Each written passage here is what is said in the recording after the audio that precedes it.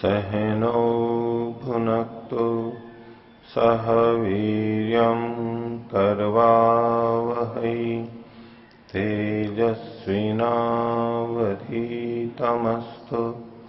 मा विद्विषावहै। ओम शांति शांति शांति। छांदोग्य उपनिषद की 23वीं कक्षा। छांदोग्य उपनिषद का चतुर्थ प्रपाठक हम देख रहे थे। चतुर्थ प्रपाठक के प्रथम 2 खंड पिछली कक्षा में देखे, जिसमें गाड़ीवान रैक्प की कथा उन्होंने प्रारंभ की थी। तो जो राजा था जनश्रुति, वो बहुत अन्न बांट रहा था, बहुत सारी स्थान धर्मशालाएं उसने बनाई थी, उसका यश भी बहुत अधिक फैल रहा था। और उसको देखते हुए 2 हंस वहां से निकले। तो एक ने दूसरे को कहा कि इनसे दूर ही रहना, नहीं तो दग्ध जल जाओगे, यानी ये बहुत यश वाला है, सहन नहीं होगा तुम्हें। तो दूसरा बोला कि ये इसको तुमने सबसे अधिक यश वाला कैसे कह दिया। तो गाड़ीवान रैक्व था, है, जो कि इस स्थान को रखता है, बहुत ऊंचा है। ये हंस सन्यासी थे, तो सन्यासों की दृष्टि से भी कह सकते हैं हम कि कोई गृहस्थी व्यक्ति, राजा, धनी व्यक्ति खूब दान दक्षिणा करता है, खूब लोकोपकार के कार्य करता है। अन्न तो एक उपलक्षण हो गया, बाकी चीजें भी देता है। अन्न महत्वपूर्ण चीज है जीवन के लिए। तो उनको देख करके सन्यासी के मन में ये आ जाए, एक के मन में, कि देखो इनसे बच के रहना, नहीं तो ये बड़े लगने लगेंगे, मन में जलन हो जाएगी, ये हमारे से आगे बढ़े हुए हैं, दूर रहना। एक सन्यासी के मन में आ गया, हंस के मन में, परम हंस के मन में। दूसरे को कह दिया। तो दूसरा कह रहा है कि इसको देख करके क्या बात है, ये तो लौकिक कार्यों को कर रहा है, दान दे रहा है, उसका यश है, परोपकार कर रहा है, जगह जगह उसका नाम हो रहा है। लेकिन वो हंस, वो परम हंस सन्यासी दूसरी दृष्टि से देख रहा है। बोले ठीक है, कर रहा है। उसको वो ऊंचा दिखाई नहीं दे रहा है कि जिसको देख करके मेरे मन में ये आ जाए कि ये मेरे से आगे है, ये मेरे से आगे बढ़ा हुआ है। तो दूसरे सन्यासी को और कोई दिखाई दे रहा था। बोले वो हो तो फिर भी हो सकता है कि ये सबसे चमकदार है, दिव्य है, ये जो अन्न आदि दे रहे हैं, लोकोपकार के कार्य कर रहे हैं, अच्छे हैं, लेकिन फिर भी ये उतने बड़े नहीं है कि जिससे मैं प्रभावित हो जाऊं, जिसको देख करके मैं जल उठूं। ये ऐसे नहीं है। तो इस कथा को कहते हुए ये बताना चाहते हैं कि लौकिक दृष्टि से कोई कितना भी उपकार करता रहे, दुनिया का बड़े बड़े काम होते हैं दुनिया में, परोपकार के काम, उनका नाम भी बहुत होता है, जन जन में प्रसिद्धि भी होती है, और एक ही राजा। और हमारे यहां परंपरा में सबसे अधिक किनको माना जाता है? राजाओं को माना जाता है, क्योंकि राजा प्रसिद्ध होता है, सामर्थ्य होती है, अच्छे भी होते हैं, गुणवान भी होते हैं।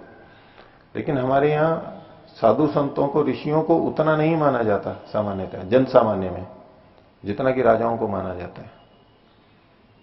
उन्हीं के उत्सव, त्योहार, जन्म इत्यादि चीजें मनाई जाती हैं।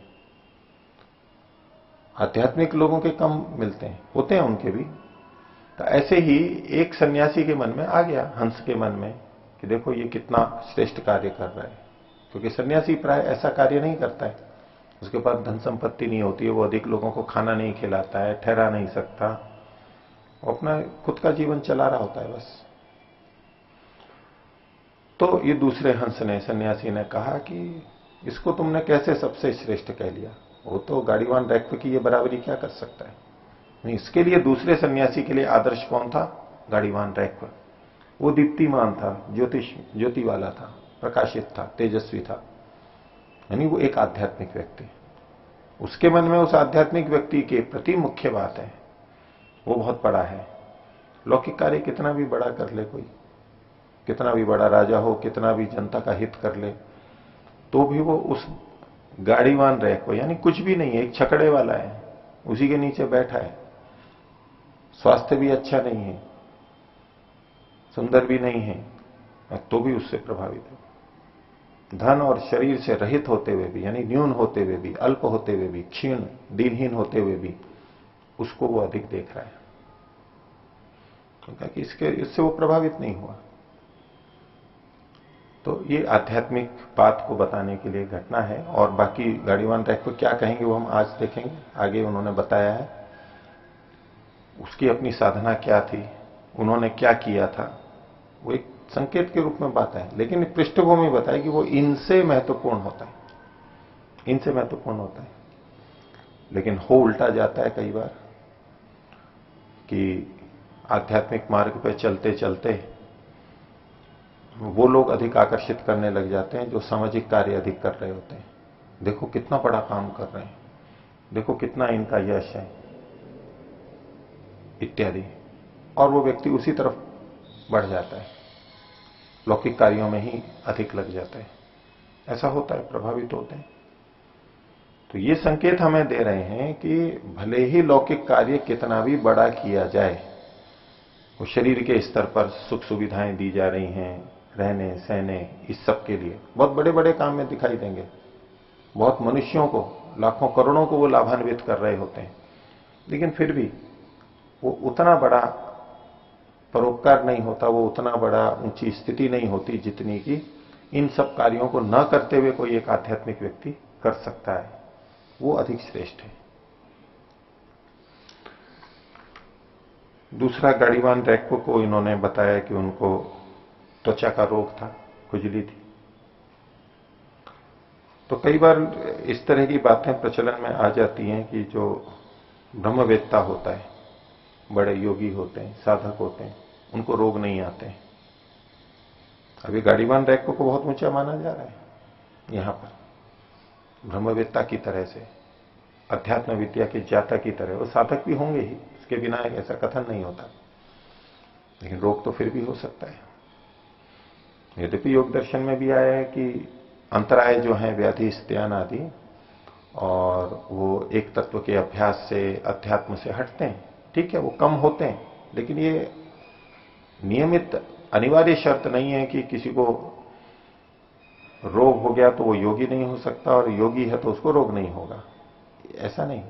हाँ ठीक है, जो इस मार्ग पे चलते हैं उनको अपेक्षा से रोग नहीं होते, या बिल्कुल स्वस्थ भी रह सकते हैं, वो दीर्घायु होते हैं, सामान्य जनता की अपेक्षा उनकी दिनचर्या अच्छी होती है, खान पान अच्छा होता है, लेकिन फिर भी कुछ रोग तो हो सकता है, जिसे ये यहां पर बताया जा रहा है। नहीं तो ये कहने की जरूरत क्या थी यहां इनको, ये बात यहां कहने की जरूरत क्या थी, सीधे कह देते। अब उसको गाड़ीवान रैक को बताया, गाड़ी वाला है, छकड़े वाला है, ये क्या संकेत दे रहे हैं, निर्धन है वो, बहुत कम साधन है उसके पास, और शरीर की दृष्टि से भी रोग को दिखाया जा रहा है। सीधी अपनी बात कह देते अध्यात्म विद्या, ये सब उनके वर्णन करने की क्या जरूरत थी। और उधर दूसरी तरफ उसको राजा को बताया जा रहा है, एक राजा है, संपन्न व्यक्ति है, स्वस्थ भी होगा, सुंदर भी अधिक होगा, निरोग होगा, वो सारी बातें हैं। तो ये पार्श्व में जो चीजें बताई जाती हैं वो भी कुछ संकेत देती हैं। लेखक जब लिखता है, भावना को रखता है, तो ये पास की जो चीजें लिखता है, वर्णन करता है, वो कुछ संकेत देती हैं, वो केवल ऐसे ही नहीं होती। इसको उलट करके कर देते ही ये विद्या राजा के मुख से कहलवा देते हैं, गाड़ीवान रैक को दान देने वाला होता, रोग राजा के दिखा देते हैं, इसको रोग नहीं दिखाते, उलट के भी तो कर सकते थे, लेकिन कुछ संकेत कर रहे हैं। परोक्ष रूप से यह संकेत होता है, लेखक कविता वाला कुछ विशेषणों को देता हुआ परोक्ष रूप से कुछ कहता है। तो ये ब्रह्मविद रैक्को मुनि ने, इनको रोग भी था, निर्धन थे। तो जब राजा ने प्रयास किया धन आदि लेकर के, तो पहली तो उसने प्रतिक्रिया यही दी कि तुम सोच रहे हो कि धन के बदले मैं कुछ दे दूंगा। हो सकता है राजा बिना कुछ धन लिए जाता और श्रद्धा से बात को रखता कि मैं ये जानना चाहता हूं, आपका यश ज्यादा है, मैं भी उस चीज को पाना चाहता हूं, आपने किसकी उपासना की उसको मैं भी उपासना करना चाहता हूं। इस रूप में जाता तो शायद वो वैसे ही बता देते हैं। पर जो व्यक्ति जिस तरह का जीवन जी रहा होता है वो उस तरह की ही सामने वाले को भी सोचता है कि सामने वाला भी इसी से प्रभावित होगा। वो स्वयं जिस चीज से प्रभावित होता है वो सोचता है सामने वाला भी इसी से प्रभावित होगा, उसकी मानसिकता वैसी होती है, स्वाभाविक है। तो राजा धन संपत्ति और इससे प्रभावित था, रथ वगैरह से, तो उसके मन में यही आया कि मैं वही दे दूं इनको। अब कोई व्यक्ति किसी को भोजन देने जाए तो कैसा भोजन लेके जाएगा? वैसा ही तो लेके जाएगा जिसको वो अच्छा समझता है, जिसको सोचता है ये तो बहुत अच्छी चीज लेके जा रहा हूं, और सामने वाले को वो काम की नहीं। हो सकता है वो मान लो साधु संतों के लिए जो मिर्च प्याज लहसुन नहीं खाते हैं वो खूब मिर्च मसाले की और प्याज लहसुन की और बहुत अच्छी अपने ढंग से बहुत अच्छी कुछ मिठाई नमकीन वो लेकर के आए। वो अपनी दृष्टि से ही तो सोचेगा कि मैं इसको क्या दे दूं। वो अपनी दृष्टि से तो अच्छा लेकर के आया है, लेकिन सामने वाले को वो उपयोगी है या नहीं है वो उसको पता नहीं है। तो वो धन संपत्ति और ये सब चीजें लेकर के गया, क्योंकि वो राजा था, तो इसलिए उसको कहा शूद्र। उसको समझ नहीं है किसके क्या चीज लेने आया है और क्या दक्षिणा लेकर के आया है साथ में। ये तो श्रद्धा भक्ति से ही दी जा सकती थी, कोई धन की भी जरूरत नहीं थी, और लाता तो कुछ ऐसी चीज लाता, ये सब एक प्रतीक के रूप में कुछ लाता, ये इतनी सारी चीजें लेके आए मेरे किस काम की। उसको संभालेगा कहां वो गाड़ीवान रहे इतनी गायों को उस रक्षण दोष में चला जाएगा वो। इतनी गायों को संभालेगा या अपनी साधना करेगा क्या? उसको जरूरत ही नहीं है इतनी गायों की, उसको जितना चाहिए थोड़ा सा दूध थोड़ा सा खाना वो वैसे ही मिल जाता है, उसको व्यवस्था है। उसको ये कोई सुख की चीज नहीं दिखाई देती, उसको वो बंधन या बोझ दिखाई देगा। ऐसे इसलिए उसको कहा शूद्र, ना समझ। पर फिर भी उसकी भावना को देखते हुए उन्होंने फिर बात को रखा। तो ये गाड़ीवान रैकपुर की जो कथा है और इसमें जो इनका उपदेश है वो संवर्ग विद्या के नाम से जानी जाती है। संवर्ग, तो जिसमें सब कुछ लीन हो जाता है, जिसमें सब पहुंचता है, वहां तक पहुंचता है, उसके लिए जो होता है वो, उसके बारे में चर्चा। इनकी ये दृष्टि थी, देखिए किस तरह से वहां पहुंच गए ऊंची स्थिति के अंदर। तो आज तीसरा खंड देखते हैं, चतुर्थ प्रपाठक का तीसरा खंड, पहला प्रभाग। तो वायुर्वाव संवर्गो, उसने पहली बात कही रैक्व ने जानश्रुति राजा को कि ये वायु है, ये संवर्ग है। संवर्ग का मतलब जिसमें सब लीन हो जाता है, जो सबको ग्रहण करने वाला है, सब में ले लेने वाला है, सबका भक्षण करने वाला है, सबको स्वीकार कर लेने वाला है, ऐसा वायु है। और वायु शब्द वैसे गति के अर्थ में है कि जो गतिशील है, जो सबको गति प्रदान करता है, ऐसा वो वायु। अब यहां ये वायु एक भौतिक वायु की दृष्टि से भी हम देख सकते हैं, और वास्तव में ये परमात्मा के लिए कहा जा रहा है। लौकिक रूप से हम वायु का मोटा मोटा देखेंगे तो भौतिक वायु आएगी, लेकिन इसको सूक्ष्मता से देखेंगे तो ये परमात्मा के लिए जाएगा। तो देखिए, वायु वाव संवर्ग, जिसमें सब छुपते हैं, जो सबको खा जाता है, जो सबको निगल जाता है, वो वायु।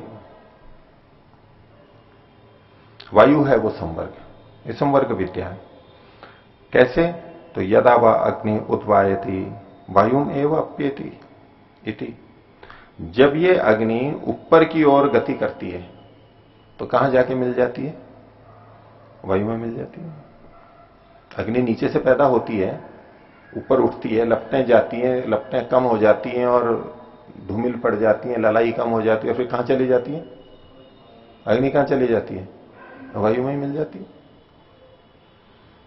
तो यदा वा अग्निर उद्वायती, अग्नि जब ऊपर उठती है, गति करती है, तो कहां? वायु में वो अप्यति, वो वायु में ही जाती है। अभी इस भौतिक वायु को दिखाई दे रहे हैं, देख रहे हैं हम अभी। दूसरा, यदा सूर्यो अस्तमेति, जब ये सूर्य अस्त होता है तो कहां चला जाता है वो? तो वायु में एवं अप्यति, वो वायु में ही चला जाता है। अब ऐसे वायुमंडल को हम यूं सोचेंगे तो पृथ्वी के चारों ओर है, सूर्य तक कहां वायु है? ठीक है, वो तथ्य की दृष्टि से वो वहां कहां वायु में जाएगा? वो वायु से बाहर ही है, सूर्य तो दूर है। लेकिन अगर यूं मोटे तौर पे हम देखेंगे तो हमारे को यहां वायु दिख रही है सारी, इधर भी वायु दिख रही है, हमें वायु का कोई छोर दिखाई देता है? कहां तक है वायु? कुछ भी नहीं पता लगता। वो लगता है जैसे वायु वायु वायु वायु, हम वहां चले जाते हैं, वहां भी वायु है, सब जगह वायु है। हमारी प्रतीति स्थूल क्या में बनेगी? सब जगह वायु है। और अब आप सूर्य को देख रहे हैं कि सूर्य कहां अस्त हो रहा है, कहां जा रहा है? बोले जैसे वायु में ही डूब रहा है। समुद्र के किनारे अगर हम खड़े हो जाएं और वहां सूर्य को डूबता हुआ देखते हैं तो कैसा लगता है? वो जल में, समुद्र में डूब रहा है। प्रथम दृष्टिया जो हमारी प्रतीति होती है स्थूल दृष्टि से, वो यही होती है। और सूर्य कहां? समुद्र में डूब गया है। उग कहां से रहा है? समुद्र से। अगर ऐसी जगह है जहां से उगता हुआ यूं लगेगा सूर्य समुद्र में से उग रहा है, और वैसे देखेंगे तो जैसे वायु में चला गया, कहीं वायु में था, वायु में चला गया। अब ये जो सारी बातें हैं ना, नाश की, समाप्ति की तरफ को कह रहे हैं संकेत। इसकी दृष्टि ऐसी है रैक्को मुनि की, संवर्ग विद्या। तो एक सूर्य कहां अस्त हो रहा है?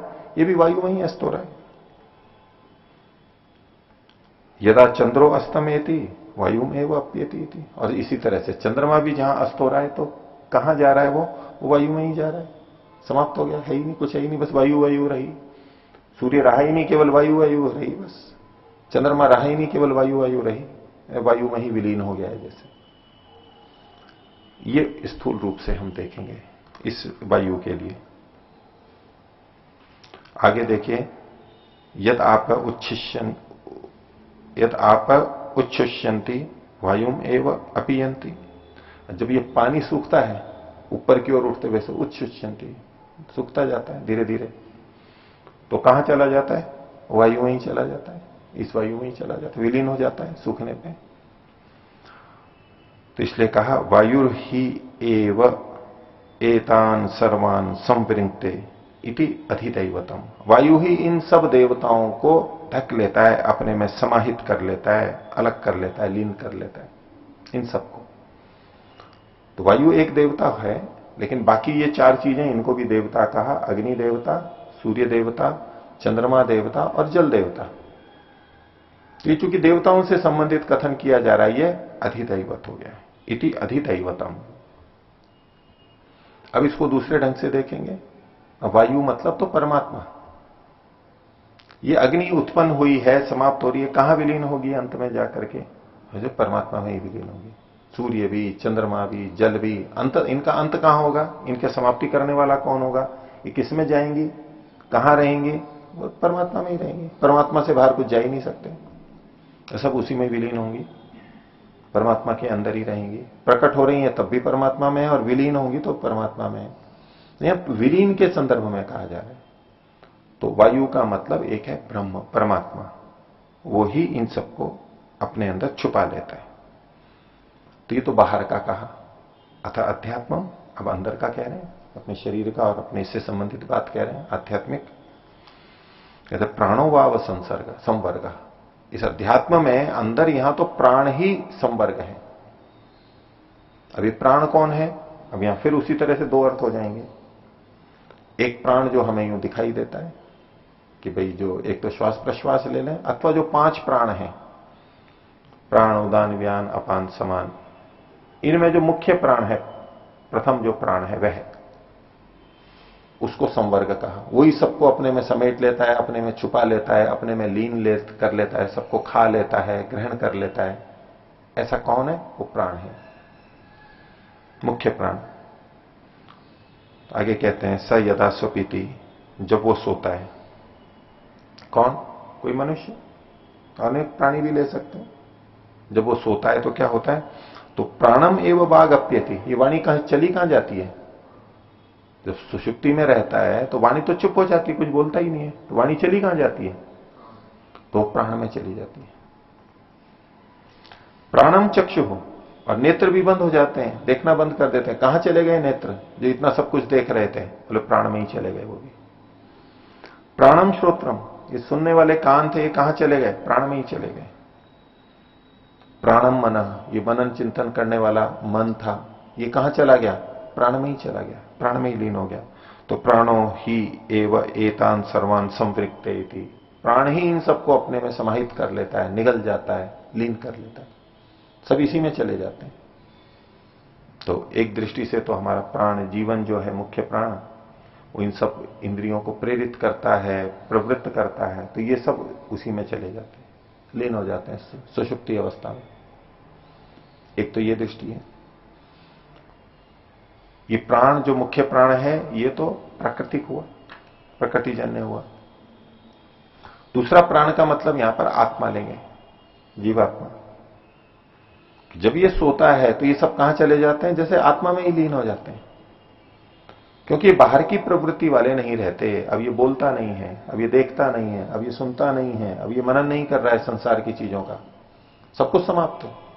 कहां हो गया? जैसे कि ये इसी प्राण में लीन हो गए हो, आत्मा में लीन हो गए हो। प्राण जैसे, आत्मा जैसे इनको समेट लेता है, खा लेता है, अपने में लीन कर लेता है, पकड़ लेता है। जैसे प्रत्याहार के अंदर, योग के अंदर आता है, तो सब इंद्रियां मन के अनुरूप बन जाती हैं, नहीं बाहर नहीं जाती हैं, ये मतलब है अपनी जगह पे यूं तो, लेकिन मन के अनुरूप बन जाती है, यानी बाहर नहीं जाती हैं। ऐसे ही ये आत्मा में लीन हो जाते हैं, प्राण में लीन हो जाते हैं, यानी अपना अपना जो बाहर का काम है वो नहीं करते। परांशिकानी व्यतीर्णत स्वयं, ये बाहर देखने वाली इंद्रियों को बताए। तस्मात् परांग पश्यति नान्तरात्मा, ये बाहर ही बाहर देखता है, अंदर नहीं देख पाती है ये इंद्रियां।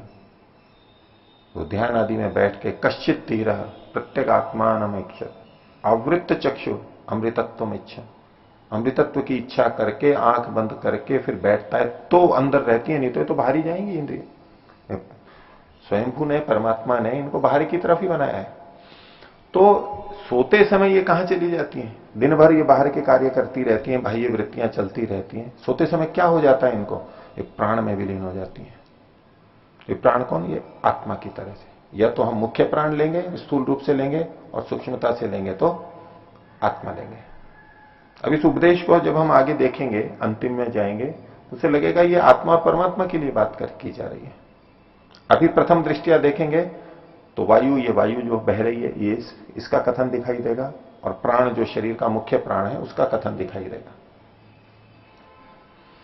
आगे देखिए, तो तौवा एतौ द्वौ संवर्गौ, ये दो ही संवर्ग हैं। ये जो दो हैं, वायु और प्राण, इन दो को मुख्य चुन लिया इसने। ये दो ही संवर्ग है, इसी में सब कुछ छिप जाता है, सब इसी में लीन होता है। तो वायुरेव देवेशु प्राणः प्राणेशु, देवताओं में वायु और प्राणों में प्राण।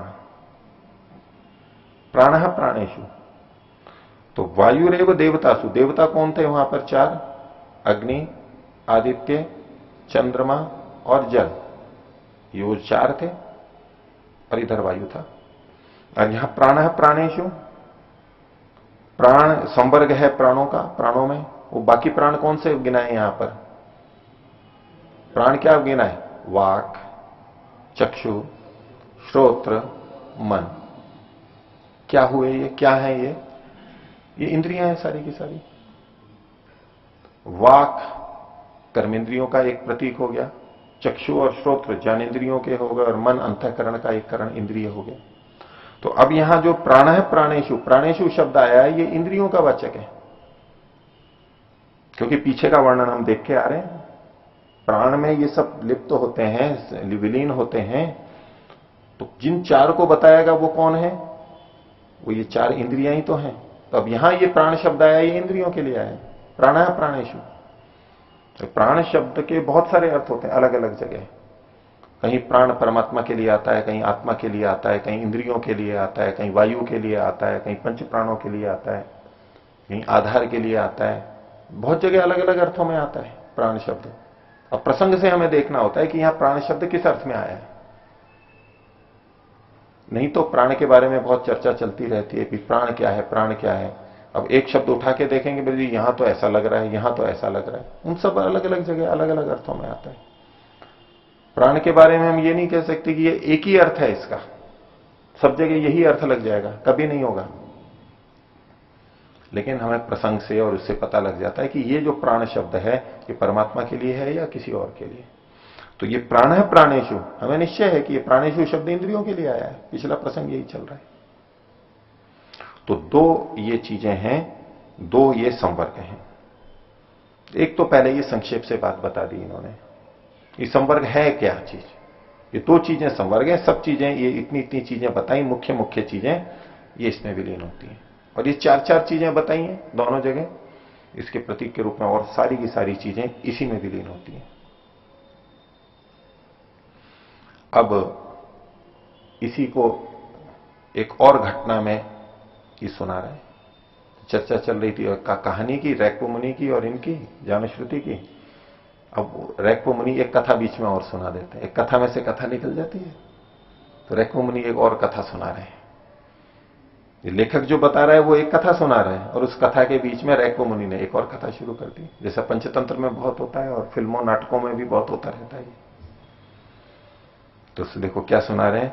अतः शौनकम च कापेयम अभिप्रतारिणम च काक्षसेनीम परिविश्यमाणौ ब्रह्मचारी विभिक्षे तस्मा उह न ददतु। तो बोले कापेय शौनक नाम का एक व्यक्ति था। दो राजा थे, संपन्न व्यक्ति। तो कापेय मतलब तो कपि उसका उनका गोत्र होगा, और शौनक है शुनक के पुत्र शौनक, कपि गोत्र वाले शुनक पुत्र एक। और दूसरे थे अभिप्रतारी, अभिप्रतारिण, और वो थे कक्षसेन, काक्षसेनिम, कक्षसेन के पुत्र थे। ये दो जने थे। ये कैसे थे। परिवेश्यमाणव, इनको परोसा जा रहा था कुछ खाने के लिए। बैठे थे और सेवक या रसोईया उनको भोजन परोस रहा था, अभी खाना शुरू नहीं किया था। तो उन दोनों को ब्रह्मचारी विभिक्षे, एक ब्रह्मचारी आया, कोई साधु आया, पढ़ने वाला विद्यार्थी, उसने भिक्षा मांगी, कुछ मेरे को भी दीजिए, भिक्षा दे। तो उन दोनों ने क्या किया। तस्मई ऊह न ददतुहु, उन्होंने उसको भिक्षा नहीं दी। लिट लकार का प्रयोग है ददतु पीछे। कभी कहानी है वो तो परोक्ष के अंदर कही जा रही है, कभी ऐसा हुआ था। उन्होंने भिक्षा नहीं दी उसको। दोनों ने संपन्न थे, दे सकते थे, नहीं दी उसको। तो ब्रह्मचारी ने फिर उनको कहा स होवाच। एक प्रश्न किया, आध्यात्मिक चर्चा शुरू कर दी।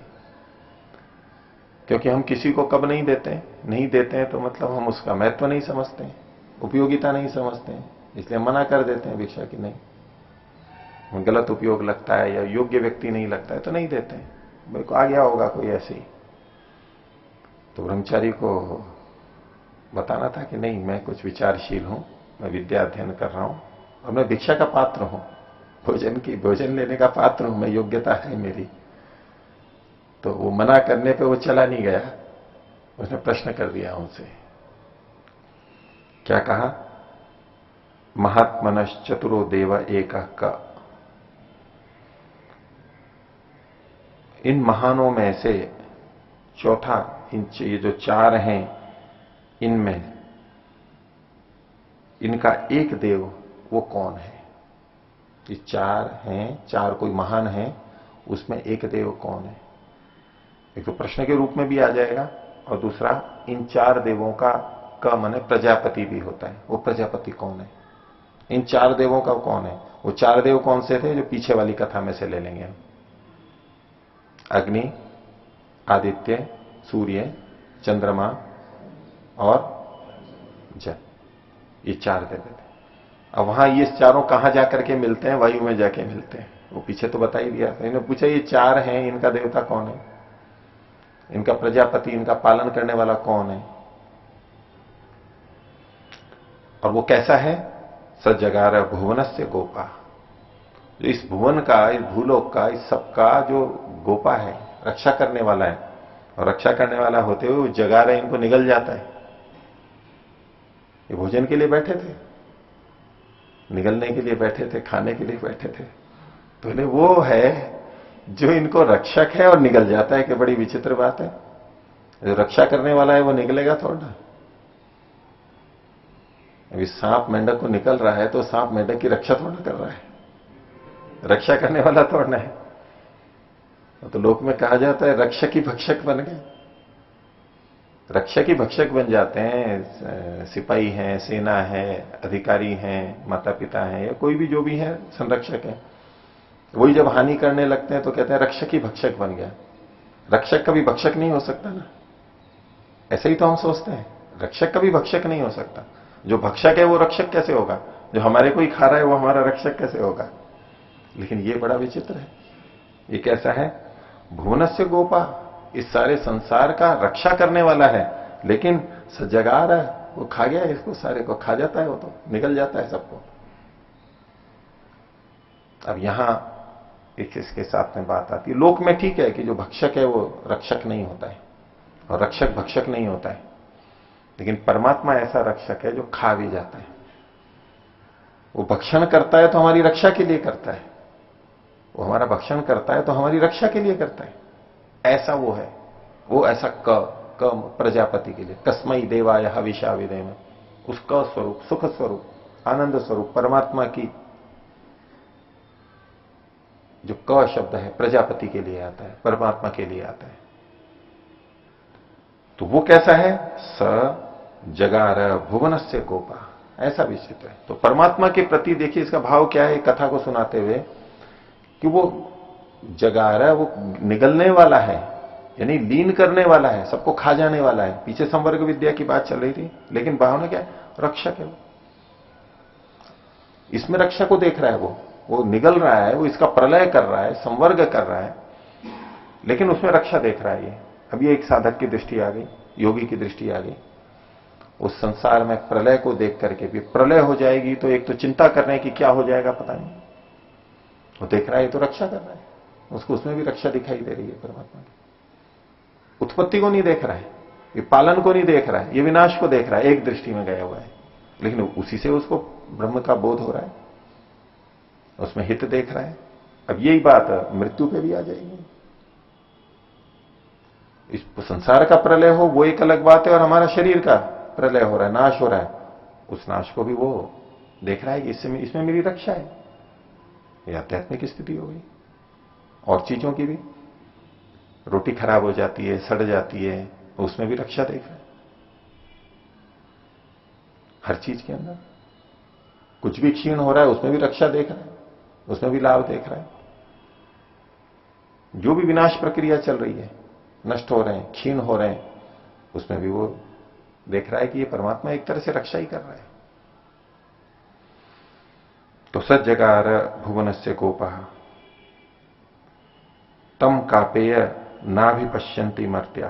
हे कापे, वो जो पहला वाला था उसमें दो बैठे थे, उसमें से एक को बोल रहा है अभी। हे कापे मर्त्या तम न अभिपश्यंती, मनुष्य लोग उसको चारों ओर नहीं देख पाते, सामान्य मनुष्य नहीं देख पाते इस रूप में। वो निगल भी रहा है और रक्षक है, देख ही नहीं पाते उसको। ये ब्रह्मचारी देख रहा था, इसको समझ आ गई थी। अब दूसरे को बोल रहा है अभिप्रतारिन, हे अभिप्रतारिन, दूसरा वाला जो राजा था, खाना खा रहा था, पुरुष रहा था, अब उसको कह रहा है बहुधा वसंतम यस्मई व इदम अन्नम, यस्मई व एतद अन्नम तस्मई एतत् न दत्तमिति। बोले कि बहुधा, बहुत प्रकार से, सब तो सब और अनेक प्रकार से रहते हुए, सब और रहते हुए, यस्मई जिसके लिए, वा एतद अन्नम ये अन्न जिसके लिए है, ये जो अन्न खा रहे हो ना तुम, ये किसके लिए है? बहुधा वसंतम, जो बहुत तरह से रह रहा है, निवास कर रहा है, जिसके लिए ये तुम अन्न कर रहे हो, तस्मै एतत् न दत्तम इति, ये अन्न उसके लिए नहीं दिया गया है। जिसके लिए ये अन्न है उसके लिए नहीं दिया गया है ये अन्न, उसको बोल रहा है।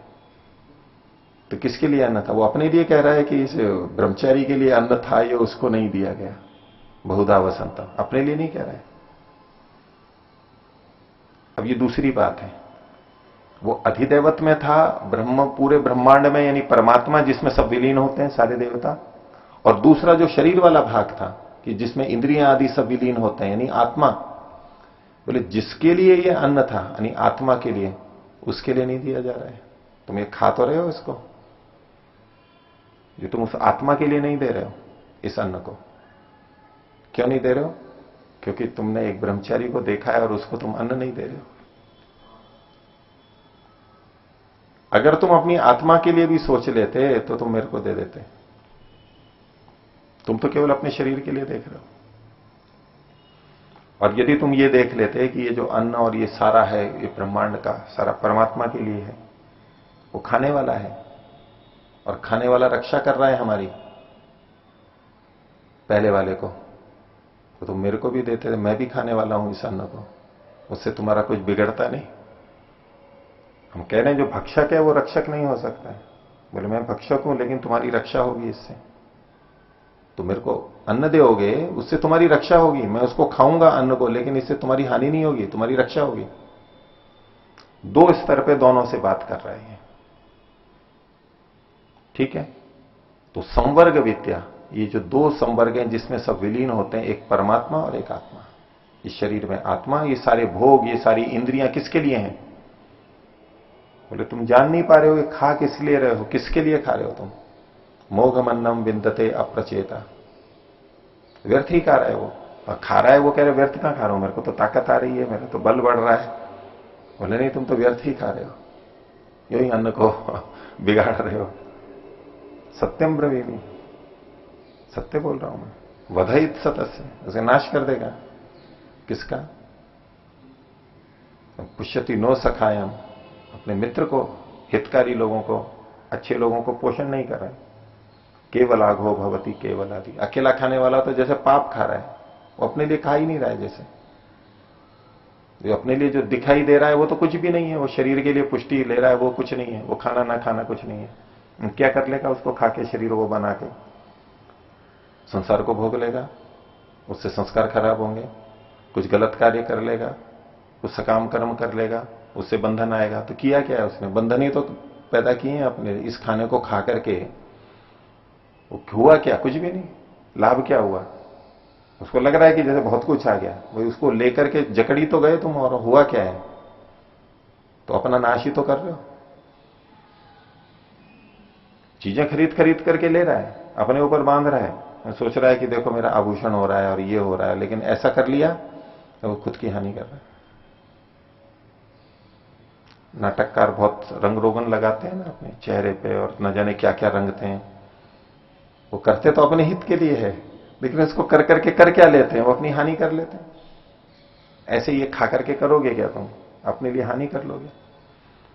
तो ऐसे ही बोले जिसके लिए ये अन्न है, तस्मै न दत्तम इति, उसके लिए तुमने दिया ही नहीं है। तुम सोच रहे हो कि मैंने अपने लिए ले लिया, तो अपने लिए दिया ही नहीं है तुमने, ये तो व्यर्थ कर रहे हो तुम।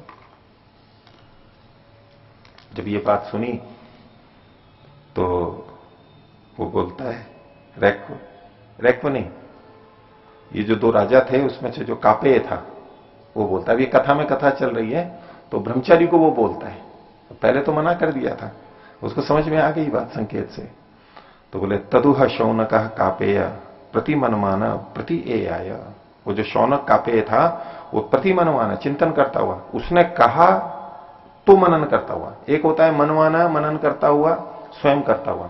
अब प्रति मनवाना, प्रति शब्द का मतलब हो गया उसने कहा उसके बाद में अब वो कर रहा है। जैसे उत्तर और प्रत्युत्तर होता है, एक तो सीधे बोलते हैं, एक फिर उसका पलट के बोलते हैं।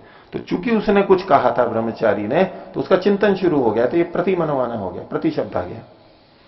अब प्रति ए आया, प्रति आ ई आया, वो उसकी तरफ आ गया, लौट ब्रह्मचारी की तरफ आ गया, उसके पास आया।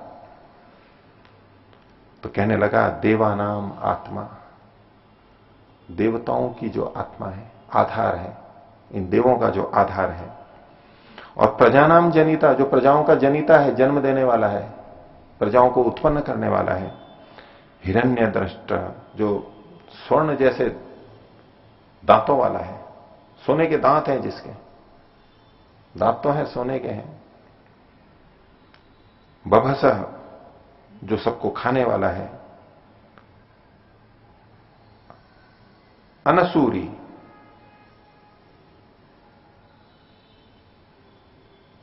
तो सूर्य मतलब प्रेरक के रूप में होता है। अन्न मतलब प्राण का है, जो सबका प्रेरक है, सबको जीवों को देने वाला है, सबका प्रेरक है। महानतम अस्य महिमानम आहु, वो जो महान है उसकी महिमा को बोलते हैं, कहते हैं, हम भी बोलते हैं। उसने पूछा था ना वो कौन है जो सबका संवर्ग है, सबको खा जाता है, बोले उसकी महिमा को हम भी बोलते हैं, हम भी जानते हैं। कैसा है वो? अनत्यमानो यत अनन्नम अत्ति, अनद्यमान, न खाया जाता हुआ, अर्थात वो ऐसा है कि जिसको कोई खा नहीं सकता, दूसरों के द्वारा वो खाया नहीं जा सकता है, ऐसा वो है परमात्मा।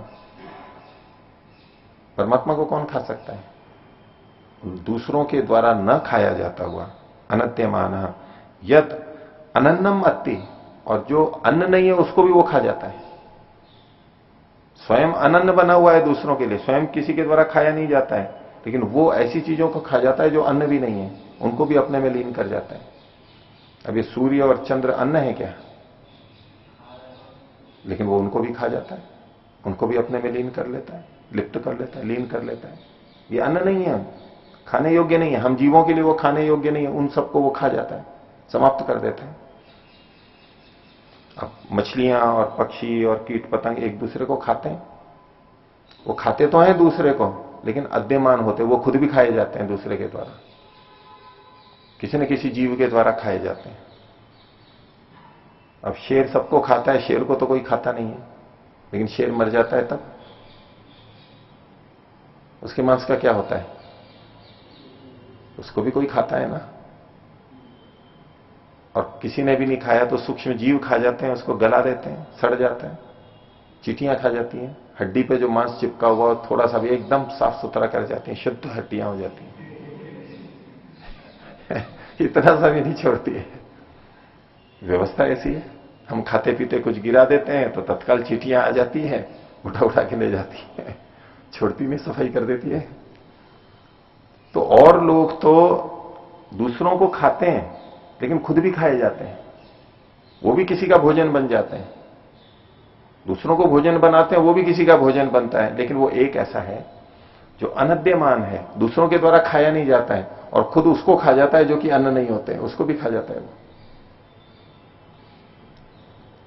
अनन्नम अत्ति इति वै वयम ब्रह्मचारिन इदम उपासमहे, हे ब्रह्मचारी आ इदम उपासमहे, हम इसकी उपासना करते हैं, हम उसको मानते हैं, जिसको तुम कह रहे थे ना कि कौन है इन देवताओं का भी देव, उसकी हम उपासना करते हैं। इसकी, इसको कुछ वर्णन भी कर दिया, हम उपासना करते हैं, मानते हैं उस परमात्मा को। और इसलिए दत्ता अस्मयी भिक्षा में थी, और इसको भिक्षा तो ब्रह्मचारी को भिक्षा मिल गई। उनको समझ में आ गया कि ब्रह्मचारी बुद्धिमान है, आध्यात्मिक है, जीवन का लक्ष्य लेकर के चल रहा है, अब ये पात्र है भिक्षा का। हर कोई भिक्षा का पात्र नहीं होता है। भिक्षा कौन ले सकता है? जो उस रास्ते पे चल रहा है, नहीं तो अपना मेहनत करके अपना ही खाना होगा उसको, ये नियम है। और सामान्यतया हम जनता के अंदर भी दान देना है, खिलाना है, किसको खिलाना है? किसी को भी खिला देना है, ठीक है, उसका कुछ हित हो सकता है। जो जीवन मरण की स्थिति में है कि भी बहुत आवश्यक है, दीनहीन है, जीवन पे आई हुई है, वो भी अन्न का पात्र है। लेकिन ऐसे ही बैठे हैं, कोई कुछ भी कर रहे हैं, कुछ काम नहीं, धंधा नहीं, बस खा रहे हैं, पी रहे हैं, उसके अलावा कोई काम नहीं, ऐसों को खिलाते रहना, ये भिक्षा नहीं होती है, और इससे कोई पुण्य भी नहीं होता है। ये व्यक्ति लगा हुआ है, विद्या अध्ययन में लगा हुआ है, ब्रह्मचारी है, अब ये कमाएगा कैसे? तो उस काम में, विशेष काम में लगा हुआ है, तो ये अन्न का पात्र है, इसको हमें देना है। तो जब तक इनको ये नहीं पता लगा कि नहीं ये वास्तव में है, कुछ इस तरफ चल रहा है, तो पता लग गया, भिक्षा दे दी, नहीं तो मना कर दिया था। अब खाते हुए कोई हमसे मांग ले और उसको हम ना दें तो इसको बहुत बुरा माना जाता है हमारे यहां पर। खाती हुई थाली में परोस दिया और किसी ने मांग लिया, वैसे कोई मांग ले तो फिर भी नहीं देते, लेकिन खा रहे हो हम, जैसे रेल बस में आदि कहीं सामाजिक सार्वजनिक स्थलों पे होता है, हम खा रहे हैं और किसी ने मांग लिया तो कईयों का हृदय ऐसा होता है कि वो मना नहीं कर सकते। खाते हुए मांगा है तो देना ही है उसको कुछ न कुछ, या तो यूं कह के देंगे भी ये तो सारा झूठा हो गया, यही है मेरे पास और तो कुछ है नहीं, और कुछ है तो मैं दे देता हूं, और तो कुछ है नहीं मैं कैसे दूं आपको, मैं झूठा भी नहीं देना चाहता आपको, झूठा भी नहीं देना चाहता। तो यही है। फिर वो कई बार सामने वाला कहते हैं जी इसी में से दे दो, तो ठीक है ऐसा है तो ले लो, दे देते हैं उसमें से, अपनी रोटी में से दे देते हैं। तो हम खाने बैठे हैं, कोई सामने आ गया, इस परिस्थिति में भी इन्होंने उस ब्रह्मचारी को पहले मना कर दिया था, नहीं उनको पात्र नहीं लगा, आवश्यकता नहीं लगी। वो ब्रह्मचारी ने सोचा इनको समझ ही नहीं है, पता ही नहीं है हम कौन खा रहा है, क्या खा रहे हैं, किसके लिए खा रहे हैं, उस ब्रह्म का भी नहीं पता है और इस आत्मा का भी नहीं पता है, बस भोगे जा रहे हैं ऐसी। पर जब पता लग गया तो उसको दे दी। तस्मई ऊह ददुह, उसके लिए इन्होंने भिक्षा दे दी। अब ये रैक्वे ने ये बीच में कथा सुनाई, अब आगे अपनी बात रख रहे हैं। तो ते वा एते पंचान्ये पंचान्ये दश संस्तः, तो वो ये 5 अन्य और 5 अन्य, ये 10 हैं, 10 चीजें हैं। या 10 चीजें जो पहले गिनाई थी इन्होंने, 4 देवता थे और वो वायु में विलीन होते थे, वायु सहित ये 5 हो गए, और इधर 4 इंद्रियां गिना दी थी और वो प्राण में विलीन होती हैं, उसके सहित ये 5 बता दी, 5 और 5 ये 10। तो ये एक उस समय कोई खेल भी होता था ऐसा कुछ मानते हैं, उसको भी जोड़ करके कह रहे हैं, स्थूल रूप से उस उदाहरण को, उन शब्दों का प्रयोग कर रहे हैं और सूक्ष्म रूप से इन बातों को कह रहे हैं जो पीछे कही गई थी। तो ऐसा कोई उसमें खेल होता है, उसमें 5 और 5 इधर इधर होते हैं, तो उसमें 10 पात्र होते हैं ऐसा माना जाता है। नीचे 4 पात्र होते हैं, उनको कृत बोलते हैं। ये जो कृत शब्द आया था पीछे भी आया था, उसको बोला था ना गाड़ीवान रैक वो कैसा है, वो कृत के समान है कि बाकी सारे जो नीचे वाले पास हैं वो सब उसी की तरफ चले जाते हैं। तो बाकी जनता जो पुण्य साधु कर्म करती है वो सारा पुण्य और लाभ जैसे कि वो ही ले जाता है, ऐसी उसकी महत्ता बताई थी। सब कुछ वही ले जाता है, सब समेट लेता है। तो इसके अंदर नीचे 4, उसके ऊपर 3, उसके ऊपर 2 और उसके ऊपर 1, ऐसे कुछ पात्र रख के कुछ क्रीड़ा होती थी। तो 4 3 2 1 जोड़ कितना हो जाएगा? 10। 4 है कृतयुग। कृतयुग की आयु कितनी है? 4 गुनी है ना, कलियुग से 4 गुनी है। त्रेता 3, द्वापर दुगनी 2 और कलियुग की 1, तो 1 2 3 4 10 हो गया। 1 से 2 दुगना तिगना और चौगना, तो ये चारों युगों की दृष्टि से भी ये कथन कुछ कह सकते हैं। और वो कृतयुग बोलते हैं उसको, सतयुग को कृतयुग भी बोलते हैं, वो कृत शब्द यहां पर आ रहे हैं। तो ते वा एते पंच अन्य 10 संस्तः तत्कृतम, वो कृत है। ये जो 10 हैं ये कृत है, वो सतयुग की तरह से। और पीछे जो कृत बताया था इन्होंने, जिसकी तरफ सब चले जाते हैं, अधर पासे सारे जिसकी तरफ चले जाते हैं वो विशेष, तो बोले ये कृत है। तस्मात् सर्वासु दिक्षु अन्नम एव दशकृतम, इसलिए सब दिशाओं में ये अन्न ही दशकृत है, 10 रूप में बैठा हुआ है। ये जो सारी चीजें दिखाई दे रही हैं एक तरह से अन्न ही है, जिसके लिए है और जो खाद्य है और जो भोग्य है, वो सारे मिलाकर के ये 10 है, अन्न से संबंधित। उधर वायु में ये सारी चीजें लीन हो रही हैं और इधर प्राण में ये चारों लीन हो रहे हैं। जो लीन होने वाली चीजें वो अन्न की तरह से हो गई, और जिसमें लीन हो रही है वो उसको खाने वाला हो गया, भक्षण करने वाला हो गया। सईशा विराट अन्न आदि, और वो ये शक्ति ऐसी है जो विराट अन्न है, बहुत बड़ी है, जो अन्न को खाने वाली है। हम तो थोड़ा थोड़ा खाते हैं, वो सबको खाने वाली है। अब इसका उस जानश्रुति राजा से भी संपर्क देखिए, वहां वो कैसा था, लोगों को खूब खिलाता था। कहीं कोई जो भी खाए वो मेरा अन्न खाए, जगह जगह धर्मशालाएं खुला रखी थी उसने, खूब अन्न को देने वाला था, खूब अच्छा देने वाला। और शुरुआत में अन्न की बात शुरू की थी वहां उन्होंने। तो रैक को उसको कह रहा है कि ये है बड़ा अन्न को खाने वाला। तया इदम सर्वम दृष्टम, और उसके द्वारा ही ये सब कुछ देखा गया है। ये जो अन्न खाने वाला है, ये जो वायु है, ये जो ब्रह्म है, उसके द्वारा ये सब कुछ देखा जा रहा है। वो जानता है सब कुछ। तया इदम सर्वम दृष्टम, ये सब कुछ देखा गया है। अब ये देखा गया इस स्थूल वायु से, भौतिक वायु है, इस पे थोड़ा ना घटेगा। और ये वायु वास्तव में सूर्य को और इसको खाती भी नहीं है। अग्नि को हम घटा सकते हैं, भाई अग्नि वायु में लीन हो गई। जल को हम कर सकते हैं कि वो वाष्पित होकर के वायु में ही मिल गया, लेकिन सूर्य और चंद्र वो तो उसमें नहीं घटते। यहां परमात्मा में घट सकते हैं। ये वायु शब्द से परमात्मा को कहना चाह रहे। तो तस्य इदम सर्वम दृष्टम, उसके द्वारा सब कुछ देख लिया जाता है, देखा जाता है।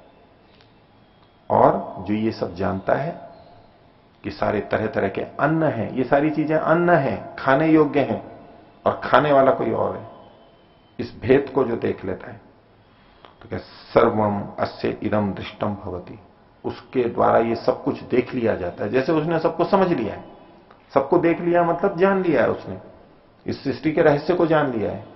तस्य इदम सर्वम दृष्टम भवति, और अन्नादो भवति, वो अन्न को खाने वाला हो जाता है। सबको जान लेता है और अन्न को खाने वाला होता है, यानी वास्तव में अन्न को वही खाता है। बाकी सब तो मोघम अन्नम विंदते, केवल आगो भवति, उसको तो पाप खा रहे हैं, अन्न नहीं खा रहे हैं वो। ये जो व्यक्ति होता है, जैसे जान रैक्को मुनि है जिसने ये संवर्ग विद्या को जान लिया है, तो जो भी ऐसा कर लेता है वो अन्नाद होता है, अन्न को खाने वाला होता है, और सबको जान लेता है, उसको समझ बन जाती है। कौन? यह एवं वेदा, यह एवं वेदा, जो ऐसा जान लेता है, जो ऐसा जान लेता है, वही सबको जानता है। तो क्या दो तीन बातें बताई यहां पर, लेकिन वो अपने आप में बहुत मुख्य है कि परमात्मा रक्षक होते हुए अपने में सबको विलीन करता है। ये एक भावना बन जाए। ये संसार में जो प्रलय भी दिखाई देता है, वो भी हमारी रक्षा के लिए, हमारे हित के लिए। वो भक्षक होते हुए भी रक्षक है, ऐसा वो परमात्मा। ये दृष्टि सब जगह आ जाए, और ये सब कुछ अंत में उसी में विलीन होने वाला है, उसी के अनुसार ये सारा चल रहा है, ऐसा जिसने जान लिया है। और वो सबको देख रहा है, वो सबको जान रहा है। तो अब जो कोई अन्न देगा, किसी को दान करेगा, तो उसको कोई हानि की दिखाई नहीं देगी। उसको लगे परमात्मा जान रहा है, तो परमात्मा भी ये सब भक्षण कर जाता है, ये भी भक्षण कर रहा है, इसमें मेरी रक्षा है, ये खा रहा है, इससे मेरी रक्षा हो रही है, मैं इसको दे रहा हूं। वो दान की प्रवृत्ति होगी, सहयोग की प्रवृत्ति होगी। तो परमात्मा को अगर इस तरह देख लेता है तो। और दूसरा कि आत्मा के लिए ये सारी इंद्रियां हैं, ये सारी आत्मा में विलीन होती है, आत्मा के लिए है। और ये जो हम अन्न खा रहे हैं, ये आत्मा के लिए खा रहे हैं वास्तव में। स्थूल रूप से आत्मा में नहीं जा रहा है, पुष्टि शरीर की कर रहा है, लेकिन उद्देश्य आत्मा है। आत्मा के हित के लिए हम खा रहे हैं। अब उसका खाना बदल जाएगा, वो ऐसी चीजें नहीं खाएगा जिससे आत्मा का अहित होता है, जिसमें पाप होता है, जिसमें अधर्म होता है। तो उसको समझ आ जाएगी कि वास्तव में खाने वाला कौन है। और जब उसको ये सारा संसार ऐसा दिखाई देने लगेगा कि परमात्मा का ही बनाया हुआ है, उसी में विलीन होगा, ये सब तो उसका स्वामी वही है, और मेरे लिए भी ये जो चीजें बनाई है वो वास्तव में आत्मा के लिए, ये शरीर के लिए नहीं है, अंततः ये आत्मा के लिए। अब वो खाएगा। अब वास्तव में खाने वाला तो ये है, ये सोच के खा रहा है कि ये आत्मा के लिए हितकारी है, और इसको खा के मैं आत्मा का हित करूंगा, मैं ऐसे कार्य करूंगा, इसको बल प्राप्त करके, शक्ति प्राप्त करके, पुष्टि प्राप्त करके, जिससे आत्मा का हित होता है। ये खा रहा है वास्तव में अन्न को। ये बार बार आता है, पीछे भी आया था, अन्नादो भवति, अन्नादो भवति, अन्न को खाने वाला होता है। सच्चा अन्न को खाने वाला, अन्न को श्रेष्ठ ढंग से खाने वाला तो वही है जो आत्मा को समझ के खा रहा है, परमात्मा को समझ के खा रहा है। नहीं तो वो अन्न को खाने वाले, अन्न के खाने वाले हैं नहीं, वास्तव में व्यर्थ कर रहे हैं सब कुछ। तो अन्नादो भवति यह एवं वेद, यह एवं वेद, जो ऐसा जान लेता है। तो अब देखिए इसमें जो संवर्ग विद्या कही गई, लीन हो रहा है, किसमें लीन हो रहा है? ये अन्न किसमें लीन हो रहे हैं? ब्रह्म में के अंदर, परमात्मा में सारी चीजें। ये शरीर में लीन हो रहा है, तो वास्तव में किसके लिए? आत्मा के लिए। और ऐसा ही अपनी इंद्रियों के लिए सोच ले कि जो वाणी बोल रही है ये वास्तव में किसके लिए है? आत्मा के लिए। आत्मा के हित को ध्यान में रख करके बोलना है, देखना है, सुनना है, सभी इंद्रियों के मनन करना है, सभी ज्ञानेंद्रियों और कर्मेंद्रियों के। ये किसके लिए है? आत्मा के लिए, आत्मा के हित के लिए। बस ये दृष्टि जिनकी बन गई, तो रैक्को मुनि ने ये साधना की थी, उसने ऐसी दृष्टि बना ली थी, आत्मा परमात्मा को केंद्र में रखते हुए उसने सारा सोचना शुरू किया था। तो वास्तव में वो अन्न को खाने वाला हो गया। और ज्ञान श्रुति कितना भी दे रहा है, लेकिन उसने अभी आत्मा परमात्मा को नहीं समझा था, जाना नहीं था, बस दे रहा है वैसे ही।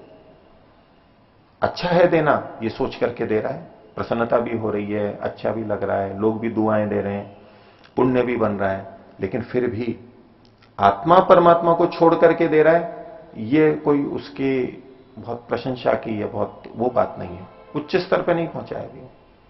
है ज्योति, लोग मानते हैं, प्रशंसा करेंगे, सब कुछ होगा, लेकिन वो एक स्तर है, बस वहीं तक ही पहुंचा हुआ है। इससे भी ऊंची चीजें हैं वो आत्मा परमात्मा को जानने से। वो चाहे कितना भी दे, किसी को न भी दे रहा हो, लेकिन ये समझ करके खा पी रहा है, वो उससे बड़ा है जो इतने बड़े बड़े दान करता है, भंडारे करता है, सेवा करता है, उससे ये व्यक्ति बड़ा है। ये इसका संपर्क विद्या का तात्पर्य हो गया, एक दृष्टि हो गई, इसी से वो ऊंची स्थिति में पहुंच गया।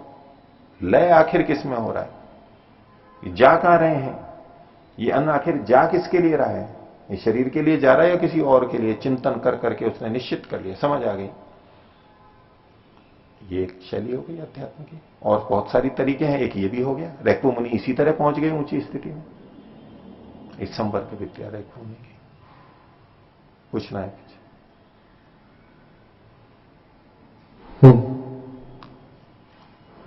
जी आचार्य जी, भी आपने थोड़ी देर पहले एक बात कही थी कि जो लोकजन होते हैं वो एक हो सकते, या तो रक्षक हो सकते या भक्षक हो सकते हैं। भक्षक रक्षक नहीं हो सकता, रक्षक भक्षक नहीं हो सकता, लेकिन ईश्वर भक्षक होते हुए भी रक्षक है, तो ऐसी दृष्टि वो वहां रखता है, तो ये दृष्टि यहां क्यों नहीं रख सकते? जैसे कहां रखेंगे? लोकजन में भी।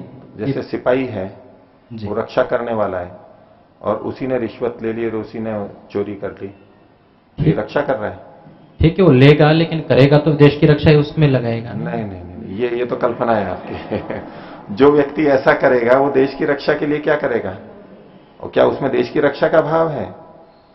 वो ऐसी स्थिति में, मतलब उदाहरण कोई ऐसे हो जो वास्तव में, जहां वास्तव में हो सकता है, वास्तव में हो सकता है कि कहीं ईश्वर की तरह से कोई अपने जीवन में कि वो भक्षण कर रहा है तो रक्षा के लिए, जैसे राजा लेता है, उचित ढंग से कर लेगा, तो ये एक तरह से भक्षण कर रहा है, समाज से ले रहा है, वो रक्षण के लिए वो कह सकते हैं। अब बादल के लिए कह सकते हैं, वो नीचे से ले रहा है, एक कल्पना है कभी की, बस ले रहा है, जैसे खा रहा है यहां से पानी, वो देने के लिए, छिड़कने के लिए, सब जगह पहुंचाने के लिए। इन चीजों के लिए हो सकता है कि हम किसी से कुछ ले रहे हैं, वो हित के लिए, हम ये जो दूसरे का भक्षण कर रहे हैं वो रक्षण के लिए कर रहे हैं। साधु संत जो ले रहे हैं, जो सच्चे आध्यात्मिक व्यक्ति हैं, जो ब्रह्मचारी हैं, वास्तव में अध्ययन कर रहे हैं, वो जो ले रहे हैं वो रक्षण के लिए होगा। लेकिन यूं ही कोई लेने लगे, चोरी करने लगे और हमारे से जबरदस्ती लेके जाए, चुरा ले, वो भक्षण रक्षण के लिए नहीं है, वो सामने वाले के लिए भी हानि कर रहा है और उसके खुद के लिए भी हानि कर रहा है।